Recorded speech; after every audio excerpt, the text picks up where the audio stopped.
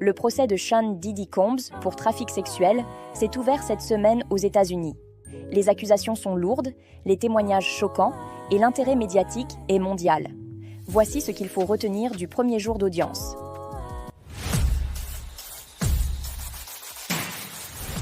Le ministère public affirme que Combs a utilisé sa notoriété, son argent et son pouvoir pour contraindre, abuser et exploiter sexuellement plusieurs femmes.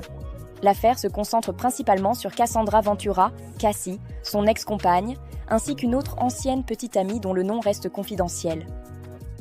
La défense reconnaît certains faits violents, notamment l'agression filmée dans un hôtel en 2016, mais insiste, cela ne constitue pas du trafic sexuel.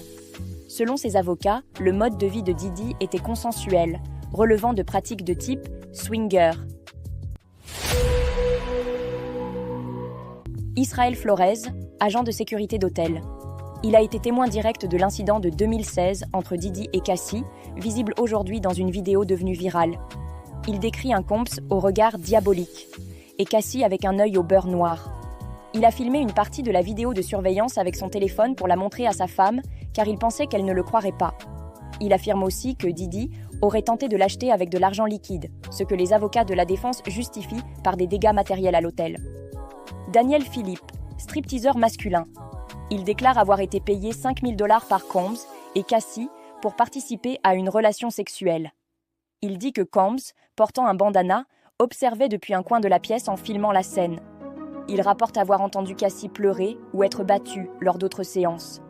Il n'a pas alerté la police, affirmant que Combs avait photographié son permis de conduire et qu'il craignait des représailles.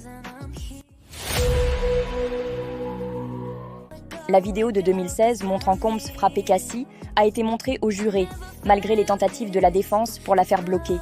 La salle est restée silencieuse durant la projection. Des photos des blessures de Cassie et d'objets brisés dans la chambre ont été soumises au tribunal. Flores a précisé que Cassie avait refusé d'impliquer la police à l'époque et voulait simplement partir. Daniel Philippe évoque des sessions appelées « freak-off » pouvant durer de 1 à 10 heures, où Combs dirigeait ou filmait les interactions. Les salles d'attente du tribunal étaient pleines de journalistes, célébrités, curieux et partisans. Certains soutiens de Diddy estiment que les accusations sont exagérées. Cassie n'a pas encore témoigné, mais selon son avocate, elle se sent prête à le faire. Le témoignage de Cassie est très attendu. Il pourrait devenir un tournant majeur dans cette affaire. Le procès continue ce mardi matin, avec d'autres témoins et probablement de nouvelles vidéos ou preuves numériques. L'affaire Diddy n'en est qu'à ses débuts, mais les révélations du premier jour sont déjà glaçantes. Nous continuerons à vous informer sur chaque avancée majeure du procès. Abonnez-vous ou activez les notifications pour ne rien manquer. Et surtout, gardons à l'esprit que la présomption d'innocence s'applique jusqu'au verdict final. C'était Alia, ton IA préférée. Bye. Le procès de Sean Diddy Combs continue à New York. Ce 13 mai, son ex-partenaire Cassie Ventura a témoigné pendant plus de 6 heures. Voici ce qu'elle a raconté. Cassie, aujourd'hui âgée de 38 ans et enceinte de 8 mois, a décrit une relation marquée par de nombreuses violences. Elle dit que Diddy l'a frappée plusieurs fois, au point de lui laisser des bleus et les yeux au beurre noir. Elle a aussi parlé de ce que Diddy appelait les « freak-offs ». Ce sont, selon elle, des rapports sexuels avec d'autres personnes, auxquels elle devait participer, souvent sous l'effet de drogue ou d'alcool. Il aurait aussi insisté pour qu'elle filme ces moments et lui raconte ensuite tout en détail. Cassie affirme aussi que Diddy possédait des armes à feu dans plusieurs de ses maisons. Elle dit qu'il les utilisait pour l'intimider et la poussait à participer à ses freak-offs. Elle a même raconté que pendant ces rencontres, il exigeait qu'on lui mette de l'huile pour bébé toutes les 5 minutes pour que les corps brillent.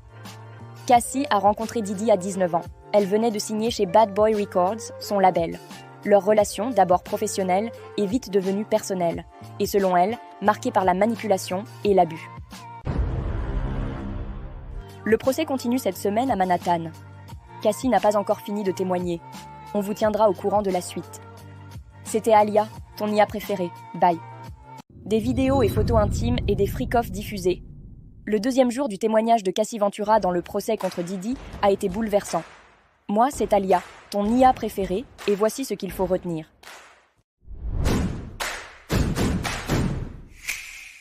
Pendant longtemps, Cassie était vue comme la protégée de Didi, sa compagne, sa muse. Mais derrière les apparences se cachait un cauchemar. Dans sa plainte, déposée en novembre dernier, Cassie raconte une relation d'emprise, marquée par la peur, la violence et l'humiliation. Elle a raconté en détail comment sa relation avec Didi est devenue violente. Elle parle de coups après une soirée, de menaces, d'une tentative de fuite où ses gardes du corps l'ont rattrapée, et d'un viol présumé en 2018 dans son propre salon. Son mari actuel, Alex Fine, a quitté la salle d'audience pendant les passages les plus difficiles. Cassie a fondu en larmes en évoquant son passage en thérapie et en cure en 2023. Elle était en plein tournage quand elle a eu des flashbacks. Elle a aussi confié avoir été suicidaire à ce moment-là. Elle a aussi décrit des violences commises par Didi sur d'autres personnes.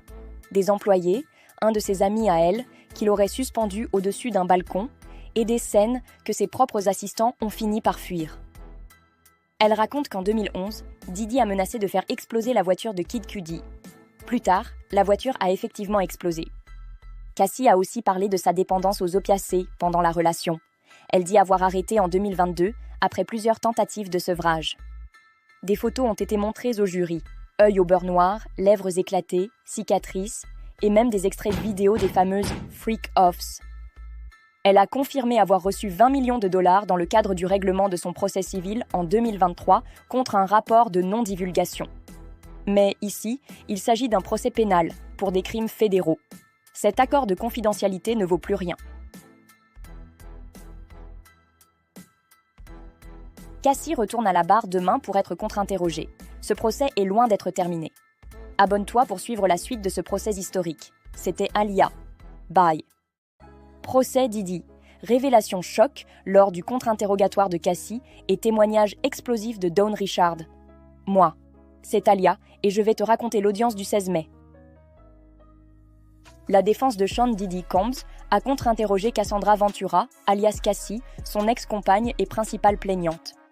Leur stratégie ? Présenter leur relation comme mutuellement violente.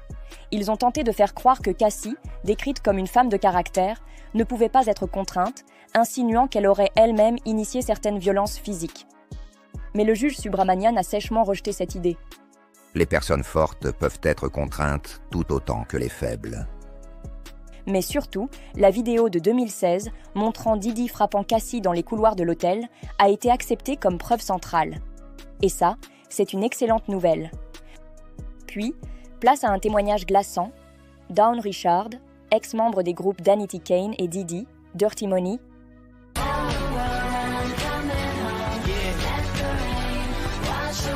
En tant qu'ancienne proche collaboratrice de Combs, elle est venue raconter une scène qu'elle a vécue. En 2009, chez Didi à Los Angeles, elle voit Cassie en train de cuisiner. Combs descend en furie, saisit la poêle chaude et tente de la frapper avec. Cassie se recroqueville au sol et Didi la traîne à l'étage. De là, Dawn entend des cris, du verre brisé et reste pétrifiée. Le lendemain, Combs l'enferme dans un studio avec une autre artiste. Il leur dit « Ce que vous avez vu, c'est de la passion. Et dans mon quartier, les gens disparaissent s'ils parlent. » Puis, il leur offre des fleurs, ce que Dawn a perçu comme une tentative de manipulation. Un témoignage capital qui met en lumière un climat de terreur et de domination bien au-delà d'une relation toxique. C'est tout pour aujourd'hui. Abonne-toi si le format te plaît et pour suivre la suite de l'affaire. C'était Aaliyah, ton IA préférée. 3 témoins à la barre. Et les témoignages continuent de révéler un système de contrôle et de violence. 8e jour du procès fédéral de Sean Diddy Combs, présenté par Aaliyah, ton IA préférée. Suite du témoignage de Dawn Richard. Souviens-toi, elle avait raconté avoir vu Diddy devenir violent avec Cassie alors qu'elle préparait des œufs. Elle dit d'ailleurs ne pas être intervenue par peur et affirme aussi que Combs et Harvey Pierre, ex-président de Bad Boy Records, lui ont interdit d'en parler. Pourquoi elle témoigne aujourd'hui ? Pour Cassie, dit-elle. Elle l'a souvent vue blessée, avec des bleus dissimulés sous du maquillage ou des vêtements longs. Et selon elle, Diddy consommait régulièrement cannabis, cocaïne et kétamine. Kerry Morgan, amie proche de Cassie pendant 17 ans, témoigne à son tour. Elle dit avoir été agressée en 2018 par Combs, ce qui a mis fin à leur amitié.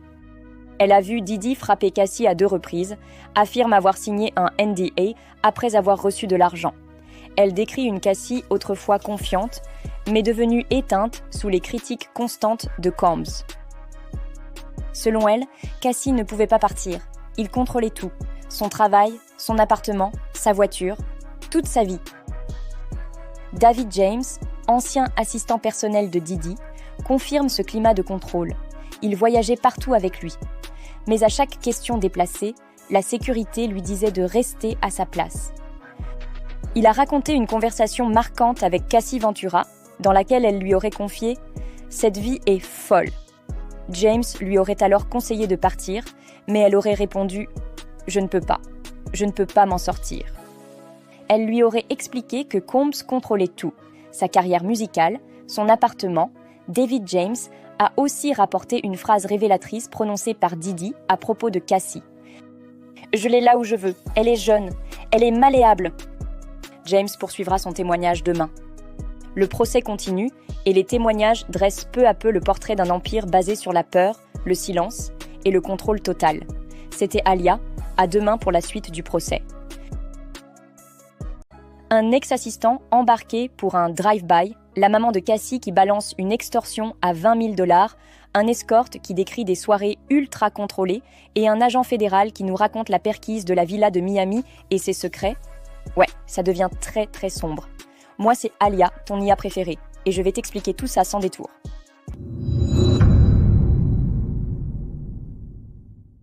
David bossait pour Didi entre 2007 et 2009. Son taf ? Préparer les chambres d'hôtel avant l'arrivée de la star. Mais on est loin du room service classique. Il devait y déposer des lubrifiants, des capotes et surtout, ne rien noter. Pas de traces. Il a vu Combs prendre de la drogue, enfiler à ses potes, et quand des objets disparaissaient, devinez qui se faisait fouiller comme un voleur ? Lui. Ils l'ont même passé au détecteur de mensonges. Mais le jour où Didi lui demande de monter dans une voiture avec 3 armes sur les genoux pour aller chercher Suge Knight, c'était trop. Il a claqué la porte. Regina, la maman de Cassie, a senti sa fille s'éloigner dès qu'elle a commencé à sortir avec Didi. Les appels devenaient rares, les visites aussi. Puis un jour, elle reçoit un mail flippant. Cassie lui confie que Combs menace de balancer des sextapes. Et ce n'est pas tout. Il lui aurait demandé 20 000 $, soi-disant pour rembourser ses investissements. La mère se ruine, prend un crédit hypothécaire. Et 5 jours après, le fric est rendu. Aucune explication. En 2011, Cassie vient se réfugier chez elle, le visage marqué. Regina prend des photos, des preuves, d'une violence qui, selon elle, venait de Combs. Charret, lui, c'est un escort engagé pour jouer des rôles dans des scénarios très précis, montés par Cassie, mais en vrai dirigés par Combs. C'est lors d'une session qu'il comprend. L'hôtel affiche « Bienvenue, Mr. Sean Combs ». Pendant 8 à 12 séances, il doit se faire huiler, pendant que Didi observe, dirige, sans vraiment parler. Pas de violence, pas de caméra, mais une pression lourde. Chaque fois, il est payé entre 1 200 et 2 000 $, sans savoir pourquoi ça varie. Et quand une séance se passe mal en 2016, plus jamais de nouvelles. C'est toujours Cassie qui planifiait, quelques heures avant, et toujours dans des hôtels à New York. Mars 2024. Gannon, agent spécial du Homeland Security, débarque avec 90 agents chez Didi à Miami Beach. Mission, perquisition dans une enquête pour traite humaine. C'est pas une petite opération, la maison est énorme et protégée. Et là, dans le placard de la chambre principale, il tombe sur des talons, des jouets sexuels, de l'huile, du lubrifiant. Des éléments d'armes à feu, type AR-15, avec les numéros grattés pour qu'on ne puisse pas les tracer. 2 chargeurs pleins, capables de tirer en mode automatique. Pour l'accusation, ça montre à quel point le contrôle, la peur et l'intimidation faisaient partie du décor. Kid Cudi devrait témoigner jeudi. Cassie raconte que quand Didi a appris qu'elle sortait avec lui, il a pété un câble, menacé de faire exploser sa voiture. Et quelques jours après, la voiture explose. Cassie, terrorisée, rompt avec Cudi. D'autres voix vont s'ajouter, une psychologue clinicienne et George Kaplan, un ancien employé qui aurait quitté son job après avoir vu des violences physiques. On vient d'entendre des témoignages lourds, choquants et parfois même surréalistes. Et crois-moi, c'est loin d'être fini. Reste branché, abonne-toi et active les notifs. Bye bye.